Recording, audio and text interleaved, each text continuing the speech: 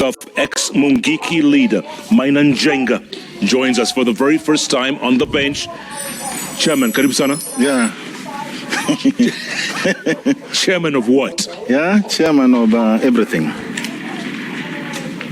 Everything? Everything.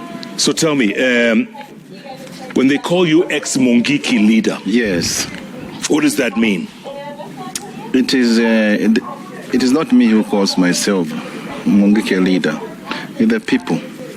You know, some 40 years ago, I used to lead that organization called Mungiki. But after 20 years, I retired. You retired? I retired. Is Mungiki still there? Mungiki is not there anymore. When you retire with everything. I've never heard of anybody coming up saying he's the one who is responsible. But those days I used to be the chairman. You were the chairman? I was the chairman. You were the leader of Mungiki? I was the leader. So now when they call you chairman, what do they mean? And now we have another organization called the Amani Sasa Foundation. Mm-hmm. The organization is about peace. I am the chairman and the CEO of the Amani Sasa Foundation.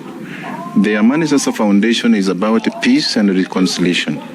So we are dealing with the peace and trying to reconcile those people that are not in agreement. So you come from a very violent past and now you're preaching peace. Because let's face it, Mungiki was very violent. I don't think it was so violent. Huh? It was not. My friend. Jeff, you should understand what was happening. It is the police. It is like in the case of Maandamano. If the police were not coming to disrupt the Maandamano, we wouldn't have had those chaos. But even those days, it is the police who are causing chaos every time, and then blame it to the common mwananchi. But a lot of people in Mount Kenya would disagree with you, Chairman. Yes. Because they went through a lot. A lot of people murdered, a lot of people were maimed, a lot of people were injured in the name of Mungiki. Jeff, I want to tell you this.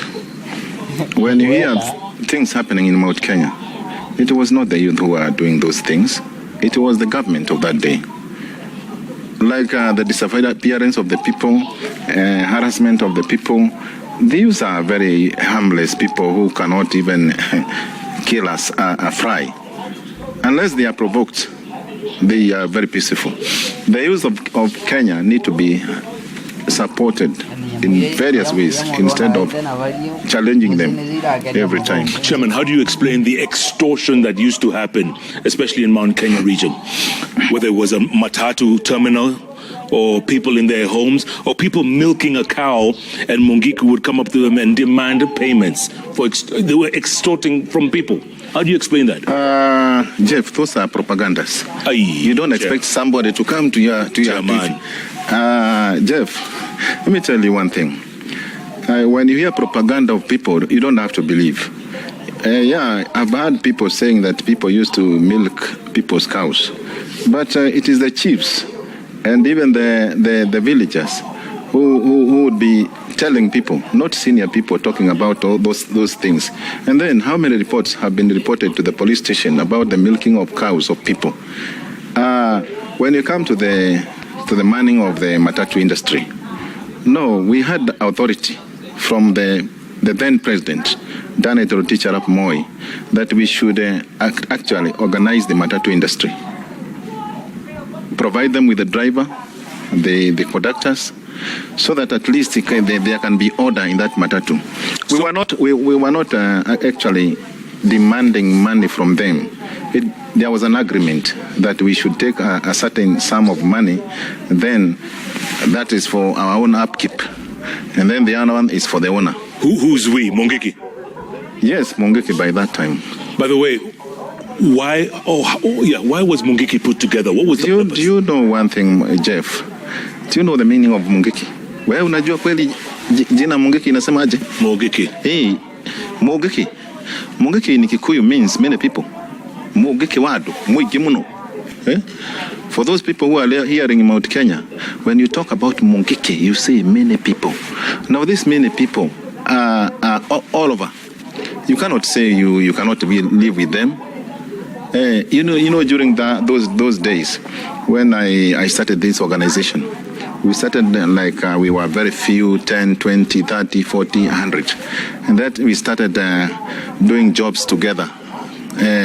Kulima pamoja, tunalima pamoja hivi, na baadaye wazee wakakuja wakasema kwamba hakuna haja ya watu kushinda wakikusanyana vijana. That name started there. Mungiki. Yeah. We don't want many people. We want few people to be working in this field. So that name was given that time. And what was your intention then? My intention was to bring people together, especially the youth of Mount Kenya region. Mount Kenya youth has been used for the wrong purpose for quite a long time. We wanted people to stand on their own, to be self-sustained with their own money, so that they can have something in their pockets. And then, so that they cannot depend on anybody. And by that time, our parents were very poor. We were looking for a way whereby we can get something to assist us, ourselves, paying school fees. Like my father is a peasant farmer. He was born in 1930. Those days he was like in his 60s. And it is long time ago.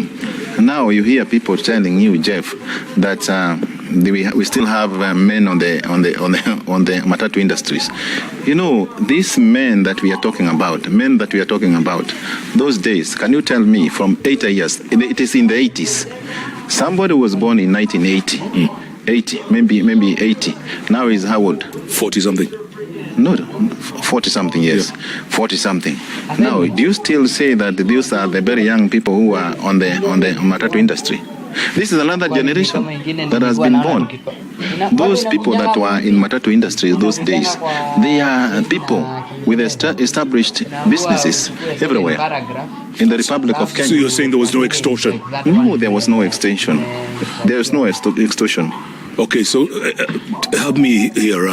The oath thing that used to happen to Mungiki and the blood drinking. Which oath thing? Muma uliku. Jeff.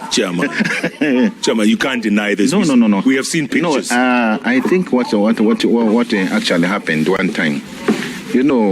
Wakati watu walianza kupigana huku upande wa Molo, Naivasha.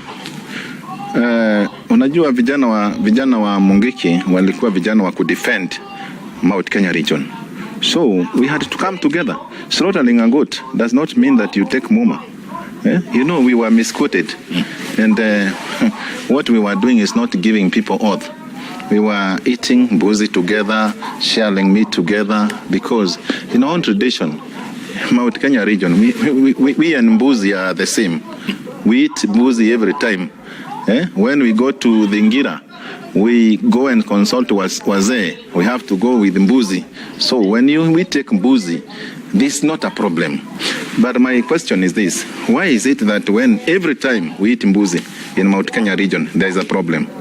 When we practice culture in our Mount Kenya region, there is a problem. Why not in Samburu? Last time I saw a very big ceremony of Maasais, and they are celebrating their culture. And they are given licenses, they are given every security, and they are doing their work. The other time, there was another ceremony in Turkana, whereby even the President of the Republic of Kenya was there. Even our own Baba was there. And the ceremony went on very nicely.